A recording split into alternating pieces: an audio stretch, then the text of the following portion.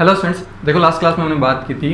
Last class में हमने law of chemical combination देखा था कि जिसमें हमने ये देखा था कि जो फर्स्ट लॉ था जो कि था लॉ ऑफ मास कंजर्वेशन, फिर हमने देखा था लॉ ऑफ डिफाइनाइट प्रोपोर्शन, फिर हमने देखा था लॉ ऑफ मल्टीपल प्रोपोर्शन देखा था, फिर हमने रेसिप्रोकल प्रोपोर्शन देखा था, देन उसके बाद हमने देखा था अवोगाद्रो लॉ, देन उसके बाद में हमने डिस्कस किया था गैलो-सेइग लॉ। ठीक है। हेलो स्टूडेंट्स, देखो लास्ट क्लास में हमने बात की थी लॉज ऑफ केमिकल कॉम्बिनेशन के बारे में हम डिस्कस कर रहे थे, जिसमें हमने ये देखा था कि किस तरीके से जो एटम्स होते हैं वो कंबाइन होकर के कंपाउंड का फॉर्मेशन करते हैं और उसमें कौन कौन से नियम जो है वो यूज़ किए जाते हैं या फिर जो लॉ है वो यूज़ किए जाते हैं, राइट। किन किन नियम के आधार पर वो जो कंपाउंड है वो बनता है, जिसमें हमने देखा था लॉ ऑफ मास कंजर्वेशन, फिर हमने देखा था लॉ ऑफ डिफाइनाइट प्रोपोर्शन, फिर हमने देखा था मल्टीपल प्रोपोर्शन का, रेसिप्रोकल प्रोपोर्शन का, देन उसके बाद में हमने डिस्कस किया था अवोगाद्रो लॉ, देन उसके बाद में हमने डिस्कस किया था गैलो-सेइग लॉ।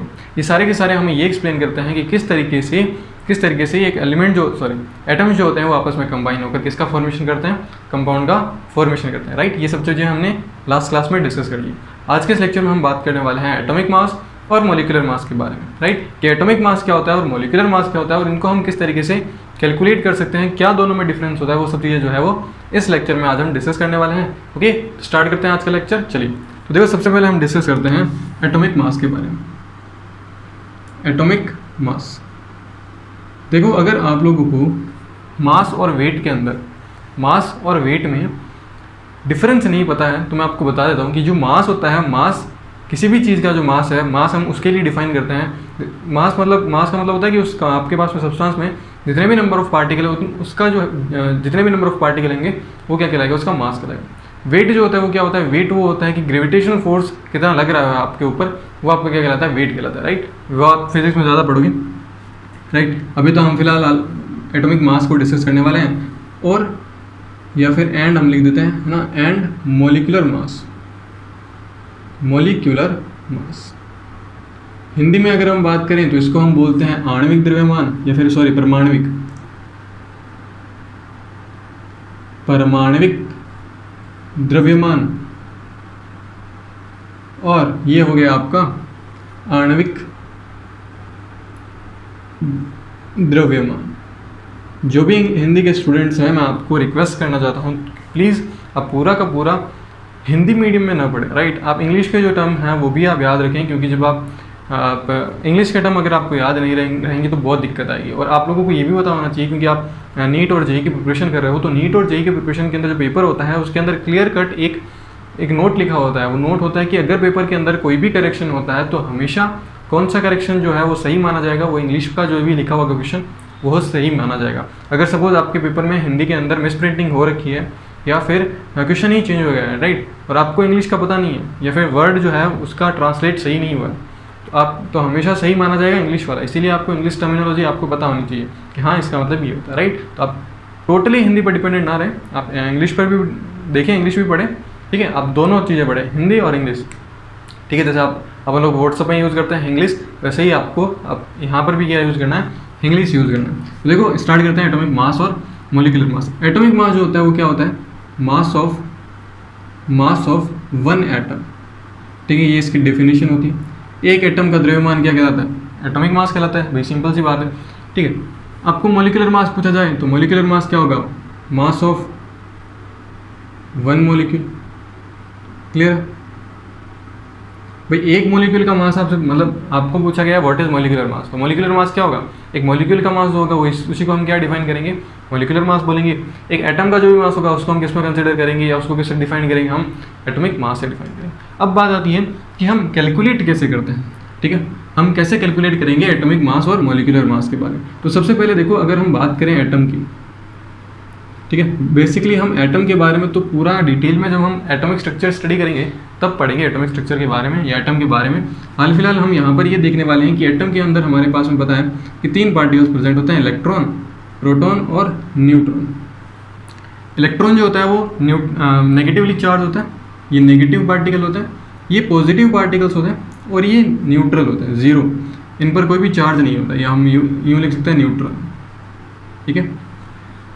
इस पॉजिटिव चार्ज के अराउंड इलेक्ट्रॉन क्या करता है, रिवॉल्व करते रहते हैं, ये सब आप लोगों को पता है। तो देखो, अगर हम बात करें एक एटम का रिप्रेजेंटेशन, हम एटम को किस तरीके से रिप्रेजेंट करते हैं, तो देखो हम लिखते हैं उस एटम का जो भी सिंबल है, उस एलिमेंट का जो भी सिंबल है उसको हम एक्स से डिनोट करते हैं। आप लोगों ने 9th 10th के अंदर पढ़ा होगा, ठीक है। जब आपने पीरियोडिक टेबल देखी होगी तो पीरियोडिक टेबल में एक एलिमेंट का सिंबल होता है, उसके ऊपर कुछ नंबर लिखे होते हैं, उसके नीचे कुछ नंबर लिखे होते हैं, राइट। तो एक्स यहाँ पर हम लिखेंगे जेड और ये होगा। तो ये होता है एक एटम का रिप्रेजेंटेशन। इस तरीके से हम एटम का रिप्रेजेंटेशन करते हैं। एक्स का मतलब क्या होता है? सिंबल, ठीक है, ऑफ एलिमेंट, ठीक है, कि कौन सा एलिमेंट है। जैसे फॉर एग्जांपल सोडियम के लिए हम क्या यूज़ करते हैं? हम Na यूज़ करते हैं। पोटेशियम के लिए हम K यूज़ करते हैं।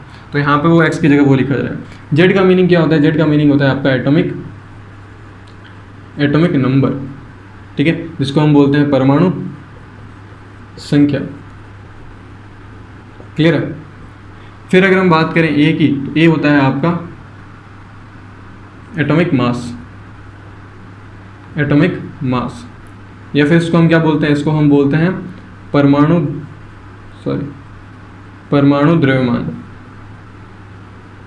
द्रव्यमान, ठीक है। या फिर अगर हम इसको एक और नाम दे सकते हैं, इसको हम नाम देते हैं मास नंबर। क्या देते हैं? मास नंबर या फिर द्रव्यमान संख्या। क्लियर है? इतना आपको समझ में आया? चलो, तो इस तरीके से हम क्या कर सकते हैं? इस तरीके से हम रिप्रेजेंट कर सकते हैं किसी भी एटम को। अब देखो यहाँ पे अगर हम बात करें, जो जेड होता है ये डिनोट करता है नंबर ऑफ प्रोटॉन्स को, ठीक है। नंबर ऑफ प्रोटॉन्स को डिनोट करता है कि उसके अंदर जितने भी नंबर ऑफ प्रोटॉन्स होंगे वही उसका क्या होगा? वही उसका होगा एटॉमिक नंबर। सपोज अगर हम बात करें कार्बन की, तो कार्बन के पास में 6 प्रोटॉन्स होते हैं, तो वो जो उसका एटॉमिक नंबर है वो भी कितना होता है? 6 होता है। अगर हम बात करें ऑक्सीजन की, तो ऑक्सीजन के पास में 8 प्रोटॉन्स होते हैं, तो उसका एटॉमिक नंबर भी कितना है? 8, राइट। जैसे अगर हम बात करें क्लोरीन की, तो क्लोरीन के पास में 17 प्रोटॉन्स होते हैं, तो उसका एटॉमिक नंबर भी कितना है? 17 है, राइट। तो इस तरीके से अगर हम ए की बात करते हैं, ए जो होता है ये होता है आपका number of neutron plus proton, ठीक है। अगर आपको ए निकालना है किसी भी एटम के लिए, यानी उसका आपको एटॉमिक मास निकालना है, तो उसमें प्रेजेंट प्रोटॉन और उसमें प्रेजेंट न्यूट्रॉन, ठीक है। Proton plus neutron, number of proton plus number of neutron को आप ऐड करोगे, तब आपके पास में क्या आ जाएगा? तब आपके पास में उस पूरे एटम का क्या आ जाएगा? एटॉमिक वेट आ जाएगा। लेकिन हम इलेक्ट्रॉन को क्यों नहीं कंसीडर करते? हम इलेक्ट्रॉन को क्यों नहीं कंसीडर करते जब हम कैलकुलेट कर रहे होते हैं एटॉमिक नंबर को या फिर एटॉमिक मास को कैलकुलेट कर रहे होते हैं? हम इलेक्ट्रॉन को इसलिए कंसीडर नहीं करते क्योंकि जो इलेक्ट्रॉन होता है वो किसी भी एटम से आ जा सकता है, ठीक है। एक एटम के अंदर वो एंटर भी कर सकता है और एटम से एग्जिट भी कर सकता है, ठीक है। बाहर भी निकल सकता है और अंदर भी आ सकता है। तो हमेशा एटम के अंदर अगर कोई आपके पास में कैटायनिक एटम है तो उसके अंदर नंबर ऑफ इलेक्ट्रॉन कम होंगे रेस्पेक्टिव टू न्यूट्रल एटम, इस तरीके से। इसीलिए हम कभी भी एटॉमिक नंबर के अंदर हम सिर्फ प्रोटॉन को ही कंसिडर करते हैं, इलेक्ट्रॉन को कंसिडर नहीं करते हैं। क्योंकि अगर हम इलेक्ट्रॉन को कंसिडर करते तो सोचो, अगर हम बात करते होते CO-2 की, यानी 2 इलेक्ट्रॉन आ रखे होते, तब उसका एटॉमिक नंबर कितना हो जाता? एटॉमिक नंबर 10 हो जाता। और अगर 2 इलेक्ट्रॉन निकल जाते तो उसका एटॉमिक नंबर कितना होता? 6 हो जाता। तो एटॉमिक नंबर में वेरिएशन आ जाते, इसलिए हम इलेक्ट्रॉन को काउंट नहीं करते हैं। अब अगर हम बात करें एटॉमिक मास की, तो एटॉमिक मास में हम न्यूट्रॉन प्लस प्रोटॉन को ही क्यों लेते हैं? हम इलेक्ट्रॉन को क्यों नहीं लेते? हम इलेक्ट्रॉन को भी लेते हैं, ठीक है, हम इलेक्ट्रॉन को भी लेते हैं, बट इलेक्ट्रॉन का जो मास होता है वो इनके रेस्पेक्ट में बहुत ही कम होता है। ये हम एटॉमिक स्ट्रक्चर में कंप्लीट पढ़ेंगे कि इलेक्ट्रॉन का मास कितना होता है, प्रोटॉन का मास कितना होता है, न्यूट्रॉन का मास कितना होता है। आप बस इतना अभी याद रखो, इलेक्ट्रॉन का जो मास होता है, आप लोगों को 9th में पढ़ा ही होगा, 9.1 × 10⁻³ किलोग्राम के आसपास होता है। उतना कम होता है जिसके कारण हम इसको क्या कर देते हैं? नेगलेक्ट कर देते हैं, ठीक है। तो इलेक्ट्रॉन का जो वेट होता है वो नेगलेक्ट हो जाता है, इसीलिए हम सिर्फ और सिर्फ किसको यूज़ करते हैं? न्यूट्रॉन और प्रोटॉन को यूज़ करते हैं। किसको कैलकुलेट करने के लिए? हम एटॉमिक मास को कैलकुलेट करते हैं, राइट। तो इस तरीके से हम क्या कर सकते हैं? इस तरीके से हम एटॉमिक मास को डिफाइन कर सकते हैं, ठीक है। इस तरीके से हम एटॉमिक मास कैलकुलेट कर सकते हैं। कई बार इसी एटॉमिक मास को हम एक और नाम देते हैं, इसका नाम आता है रिलेटिव एटॉमिक मास, ठीक है।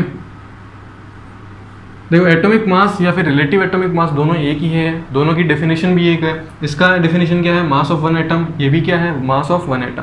एक एटम का जो भी मास होगा वो क्या कहलाएगा? एटॉमिक मास कहलाएगा, या फिर उसको हम कई बार बोल देते हैं रिलेटिव एटॉमिक मास, राइट। इस तरीके से जैसे सपोज अगर आपको कैलकुलेट करना हो कार्बन के लिए, ठीक है, कार्बन का हमें एटॉमिक मास पता करना है, इसका एटॉमिक मास पता करना है, ठीक है। तो किस तरीके से करेंगे? एटॉमिक मास हम किस तरीके से कैलकुलेट करते हैं? Number of proton and number of neutron. तो ये आपको पता होना चाहिए कि उसके अंदर नंबर ऑफ प्रोटॉन्स कितने हैं और नंबर ऑफ न्यूट्रॉन्स कितने हैं, राइट। तो हमें पता है कि कार्बन का जो एटॉमिक मास होता है वो कितना होता है? 12 होता है, ठीक है। ध्यान रखना जेड जो होता है ये डिनोट करता है एटॉमिक नंबर को, ठीक है, और ए जो होता है ये डिनोट करता है एटॉमिक मास को। एटॉमिक मास कार्बन का कितना होता है 12 होता है, इसमें 6 ही क्या होते हैं प्रोटॉन होते हैं प्लस 6 ही क्या होते हैं न्यूट्रॉन्स होते हैं, ठीक है। इस तरीके से अगर हम बात करें नाइट्रोजन की, तो नाइट्रोजन का एटॉमिक मास कितना होता है 14 होता है, यानी इसमें क्या होते हैं 7 ही प्रोटॉन्स होते हैं प्लस 7 ही क्या होता है न्यूट्रॉन्स होते हैं, ठीक है। इस तरीके से हम क्या कर सकते हैं, इस तरीके से हम किसी भी एटम के लिए उसका एटॉमिक मास कैलकुलेट कर सकते हैं। हम कैसे करेंगे, number of proton plus number of neutron को हम ऐड कर देंगे तो हमारे पास में क्या आ जाएगा, हमारे पास में उस एटम का एटॉमिक मास आ जाएगा, राइट। तो ये तरीका होता है एटॉमिक मास कैलकुलेट करने का। आप इसको कॉपी करो। फिर हम मूव करते हैं मॉलिक्यूलर मास के बारे में। ओके स्टूडेंट्स, हम बात करते हैं मॉलिक्यूलर वेट के बारे में। तो सबसे पहले हमें ये पता होना चाहिए कि मॉलिक्यूलर वेट हम किस तरीके से कैलकुलेट करते हैं, और उससे पहले हमें ये पता होना चाहिए कि मॉलिक्यूल बनता कैसे।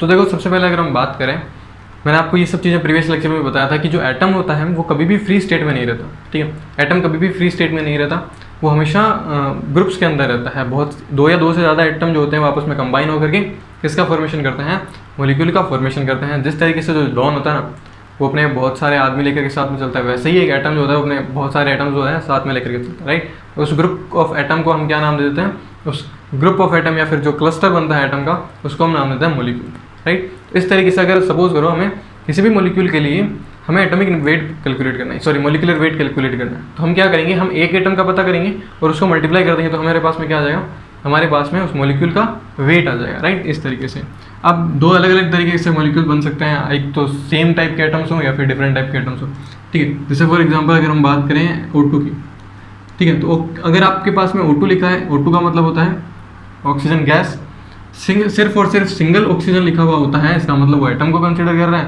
और O2 लिखा हुआ होता है इसका मतलब वो मॉलिक्यूल को कंसीडर कर रहा है, राइट। देखो इसके अंदर हम कैसे करेंगे, इसके अंदर हमारे पास में एक ऑक्सीजन का एटॉमिक वेट कितना होता है 16 होता है, तो 16 को हम 2 से मल्टीप्लाई कर देंगे तो कितना आ जाएगा, 34 आ जाएगा, राइट। इस तरीके से अगर हम बात करें Li2 की, तो एक लिथियम का अगर हमें पता होगा तो हम इसको मल्टीप्लाई कर देंगे तो कितना होगा, एक लिथियम का 7 होता है तो 7 × 2 कितना हो जाएगा 14। अगर हमें N2 दिया गया हो तो एक N2 कितना होता है, एक नाइट्रोजन का कितना होता है, एक नाइट्रोजन का 14 होता है, N2 2 आ जाएगा तो कितना हो जाएगा 28 हो जाएगा। अगर हमें C2 दिया हुआ है तो C2 का मतलब क्या होता है, कार्बन 2 बार है, ठीक है, एक कार्बन का 12 होता है, इसको मल्टीप्लाई 2 कर देंगे कितना आ जाएगा 24 आ जाएगा। अब सपोज हमारे पास में H2O दे रखा है, ठीक है, अगर हमें H2O दे रखा है तो हम इसका कैसे करेंगे, तो इसका हम किस तरीके से करेंगे, देखो ऑक्सीजन का कितना होता है 16 होता है, प्लस कर देंगे एक हाइड्रोजन का 1 होता है, 2 हाइड्रोजन का 2 होगा तो 16 + 2 कितना होता है 18 होता है। अगर हम बात करें H2SO4 की, अगर हमें H2SO4 की कैलकुलेट करना है तो H2SO4 के लिए हम क्या करेंगे, हम 16 × 4 करेंगे प्लस 16 × 4, क्योंकि एक ऑक्सीजन का 16 होता है, 4 का 16 × 4, फिर हम लिखेंगे सल्फर का 32, फिर हम लिखेंगे हाइड्रोजन का 2, तो ये हो जाएगा 64 + 34, तो ये आ जाएगा आपका 98।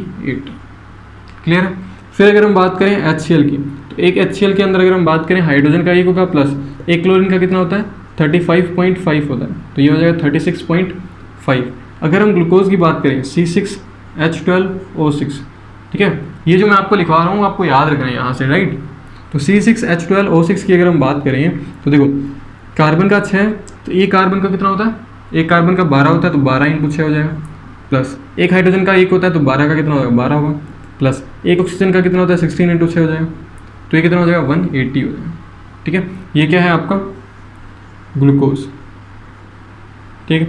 इस तरीके से आप क्या कर सकते हो, इस तरीके से आप मॉलिक्यूलर वेट कैलकुलेट कर सकते हो मॉलिक्यूल के लिए, राइट। इस तरीके से आपको एटम्स के पता होने चाहिए, आप फिर उसको ऐड कर दो तो आपके पास में क्या हो जाएगा, उसका मॉलिक्यूलर वेट आ जाएगा, राइट। इस तरीके से जैसे फॉर एग्जांपल अगर हम एक और बात करें C12H22O11, ठीक है। इस तरीके से देख लेना सही हो, ये होती है शुगर, ठीक है, शुगर केन जो भी गन्ने से शक्कर मिलती है वो, इसका कितना होता है, इसका 360 होता है, ध्यान रखना, ठीक है, 360 होता है, ये आसपास होता है, आप चेक कर लेना यार थोड़ा ना, हाँ ऑलमोस्ट इतना ही होगा, जितना भी होगा देख लेना, ठीक है। फिर अगर हम बात करें H3 या फिर हम बात कर लें H2S की, तो अगर आपसे H2S का पूछा जाए तो आप क्या लिख सकते हो, देखो 2 हाइड्रोजन का 2 + 32 कितना हो जाएगा 34।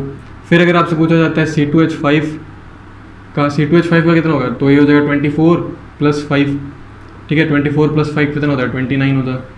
फिर अगर आपसे पूछा जाता है C2H5OH, C2H5OH को हम बोलते हैं इथेनॉल, ठीक है, ये हो गया आपका C2H6 हो गया, आप 6 करो ना तो ये 30 हो जाएगा,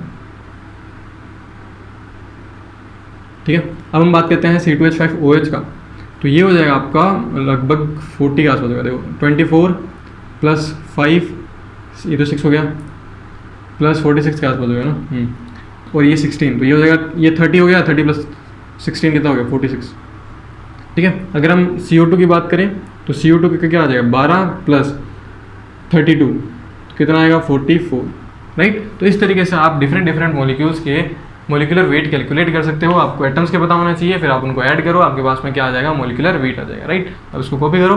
फिर हम मूव करते हैं नेक्स्ट एटॉमिक मास यूनिट के बारे में। ओके स्टूडेंट्स, अब हम बात करते हैं एटॉमिक मास यूनिट के बारे में। एटॉमिक मास यूनिट, ठीक है, जिसको हम शॉर्ट में क्या बोलेंगे, AMU, ठीक है। AMU ये यूनिवर्सिटी नहीं है, ठीक है, एटॉमिक मास यूनिट है।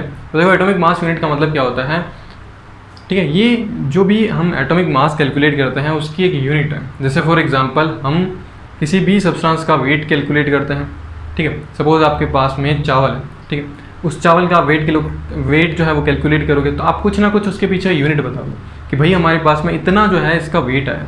हमने एटॉमिक वेट कैलकुलेट किया, हमने यूनिट यूज़ नहीं की थी। हमने कार्बन का देखा था, कार्बन का हमने 12 लिखा था, हमने ऑक्सीजन का 16 लिखा था, लेकिन वो 16 किस यूनिट के अंदर है वो तो हमें पता ही नहीं था। तो इसीलिए हमने क्या डिफाइन किया, हमने एक नई यूनिट बनाई जो कि हमें ये बता सके कि जो एटम है उसका कितना वेट है, राइट, जिसको हमने क्या नाम दिया, एटॉमिक मास यूनिट नाम दिया। जैसे फॉर एग्जाम्पल चावल है, तो आपने चावल का वेट कैलकुलेट किया, आपके पास में एक पूरी की पूरी बोरी चावल है।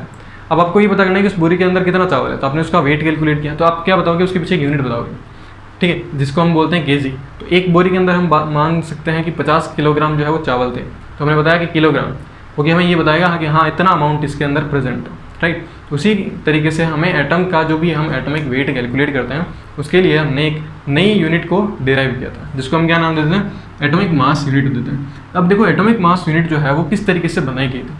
कोई भी यूनिट हम किस तरीके से बनाते हैं, हम एक स्टैंडर्ड रेफरेंस लेते हैं, उस स्टैंडर्ड रेफरेंस के अकॉर्डिंग ही हम क्या करते हैं, हम कोई भी यूनिट को बनाते हैं। और जो जितने भी मेजरमेंट इक्विपमेंट आते हैं जो कि वेट को, वॉल्यूम को, ठीक है, डेंसिटी को, या फिर कोई भी मेजरमेंट चीज़ को मेजर करते हैं, वो एक स्टैंडर्ड रेफरेंस को मानकर ही बनाया जाते हैं, राइट, जिससे क्या ना हो, जिससे गलतियाँ ना हो, राइट, बहुत सारे एरर्स प्रेजेंट ना हो, ठीक है। अब देखो इसके अंदर अगर हम बात करें तो हमने क्या किया, हमने कार्बन 12 लिया, ठीक है, कार्बन 12 लिया। कार्बन 12 का मतलब उसका एटॉमिक मास जो है वो कितना है, 12 था। हमने कार्बन 12 लिया और उसका 1/12 पार्ट किया, ठीक है, यानी कार्बन 12 का एक टुकड़ा लिया, ये सपोज करो कार्बन 12 लिया, कार्बन 12 लिया, और उसका हमने कितना पार्ट किया, 1/12 पार्ट किया, ठीक है, 1/12 पार्ट बहुत छोटा होता है।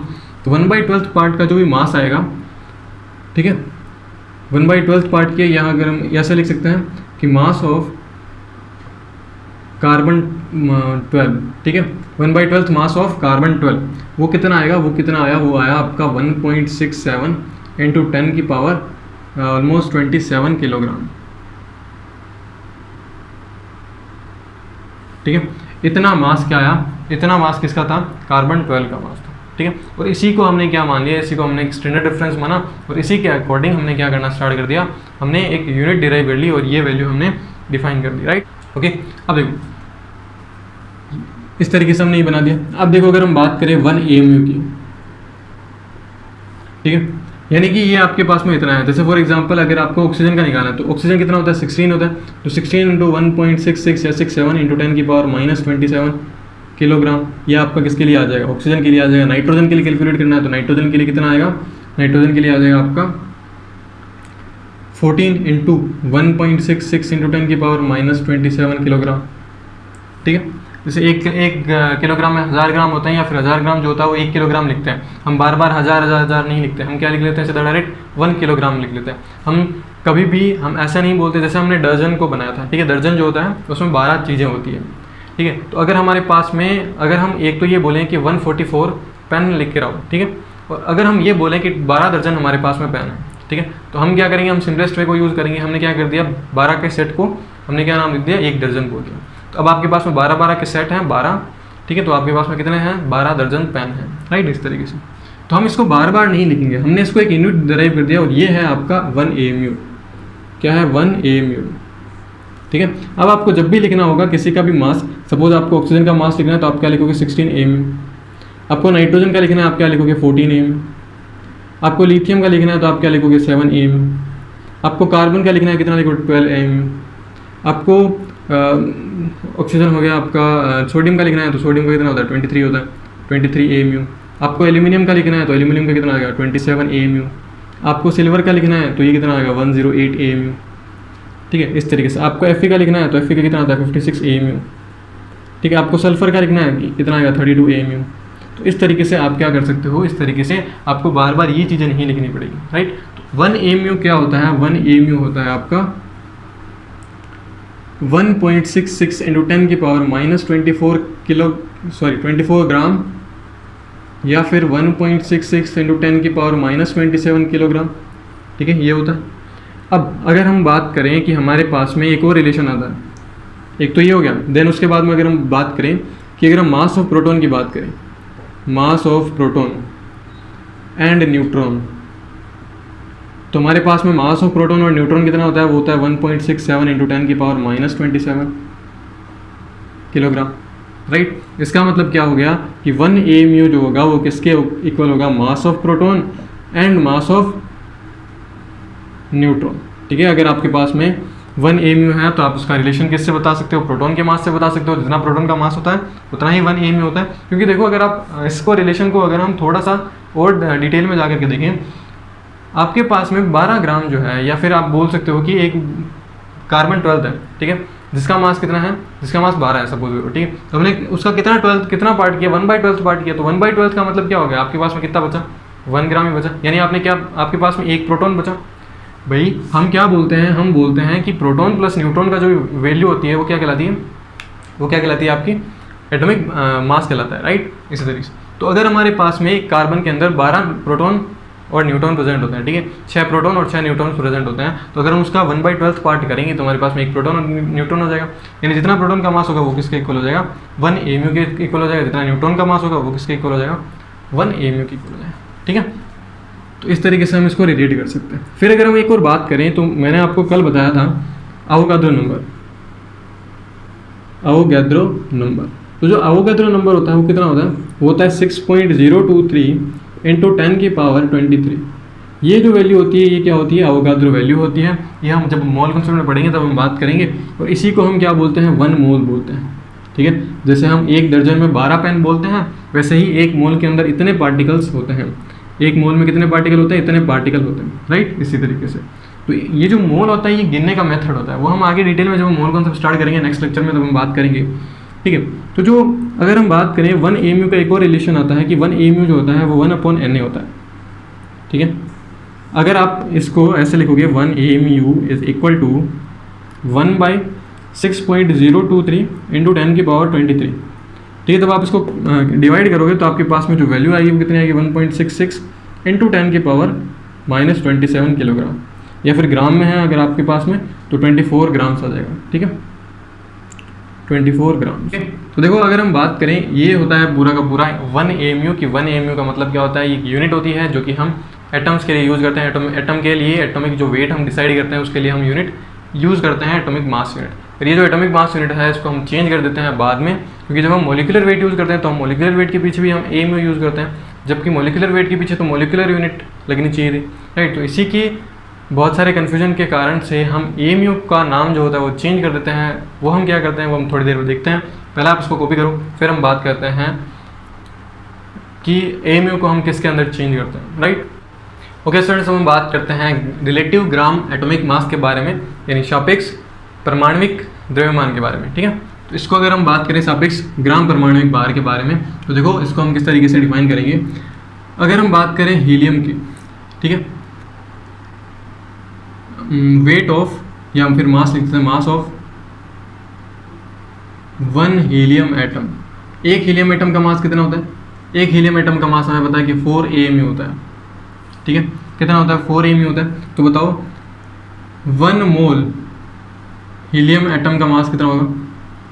बेसिकली पहले मैं आपको इसकी डेफिनेशन बता देता हूँ। एटॉमिक मास हम कंसिडर करते हैं एक एटम का मास, और रिलेटिव ग्राम एटॉमिक मास हम यूज़ करते हैं एक मोल एटम का मास, या फिर हम ये लिख सकते हैं कि मास ऑफ 1 मोल एटम। एक मोल एटम का जो भी मास होगा उसको हम किस में कंसिडर करेंगे, रिलेटिव ग्राम एटॉमिक मास में कंसिडर करेंगे। तो 1 मोल हीलियम एटम का मतलब क्या होगा, 4Na, ठीक है। भाई 1 मोल के अंदर कितना होता है, Na होता है, तो 4 के अंदर कितना हो जाएगा, 4Na हो जाएगा, ठीक है। इस तरीके से तो हमारे पास में AMU है, तो इसको हम किस तरीके से लिख सकते हैं, 4/Na, क्योंकि AMU क्या होता है, AMU का मतलब होता है 1/Na, और इसको हम मल्टीप्लाई कर देंगे Na से, ठीक है। ये भी ग्राम में, ये भी ग्राम है, तो ये किसका आ जाएगा, 4 ग्राम आ जाएगा, ठीक है।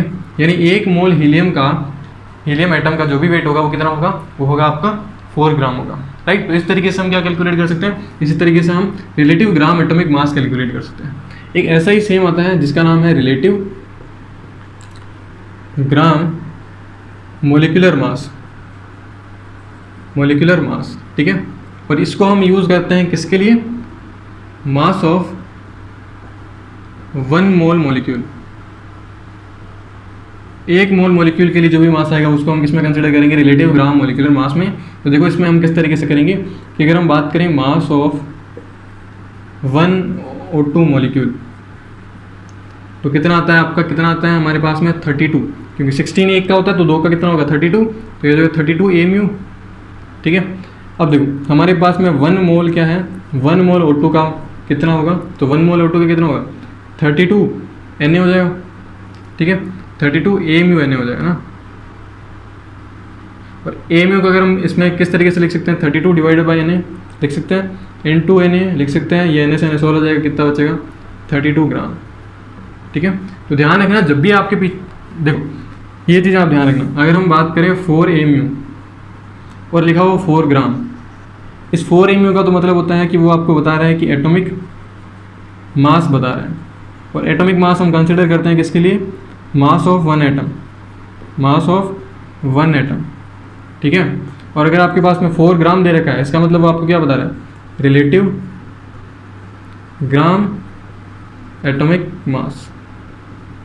और ये किसके लिए होता है, ये होता है आपका 1 मोल एटम के लिए, ठीक है, ध्यान रखना। और इसी तरीके से मॉलिक्यूल की बात करोगे तो यहाँ पे एटम की जगह मॉलिक्यूल आ जाएगा, यहाँ पर भी एटम के लिए मॉलिक्यूल आ जाएगा। अब देखो जो कंट्रोवर्सी हुई थी वो इसके कारण हुई थी कि हम मॉलिक्यूल के लिए भी एटॉमिक मास यूनिट डिफाइन करते हैं और एटम के लिए भी एटॉमिक मास यूनिट डिफाइन करते हैं, दोनों में डिफरेंस होना चाहिए। इसीलिए हम AMU जो होता है वो कन्वर्ट हो जाता है किसके अंदर, सिर्फ सिंगल U के अंदर। AMU का मतलब होता है एटॉमिक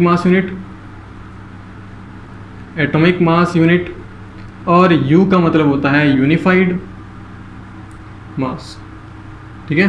तो अब कोई भी कंट्रोवर्सी नहीं रहेगी कि भाई हम एटॉमिक मास के लिए हम AMU यूज़ कर रहे हैं और मॉलिक्यूलर मास के लिए भी हम AMU यूज़ कर रहे हैं। तो अब हम क्या यूज़ करेंगे AMU की जगह, वैसे बहुत सारी पुरानी बुक में AMU ही लिखा हुआ होता है, लेकिन अब जो भी नई बुक्स आती है उसमें क्या लिखा होता है, यूनिफाइड मास लिखा होता है। अब इवन NCERT के अंदर भी आपको क्या मिलेगा, यूनिफाइड मास ही मिलेगा। तो आप हमेशा AMU की जगह क्या यूज़ करोगे, यूनिफाइड मास यूज़ करोगे, राइट। तो ये पूरा का पूरा कॉन्सेप्ट होता है किसका, एटॉमिक मास यूनिट का। और ये ध्यान रखना ज़रूर से ज़रूर, अगर किसी के पीछे AMU लिखा है इसका मतलब वो 1 एटम का मास है, अगर किसी के पीछे ग्राम लिखा हुआ है इसका मतलब वो 1 मोल एटम का मास है, ठीक है। मॉलिक्यूल के लिए हम मॉलिक्यूल की बात करेंगे और एटम के लिए एटम की बात करेंगे, राइट। इस तरीके से तो आप इसको कॉपी करो।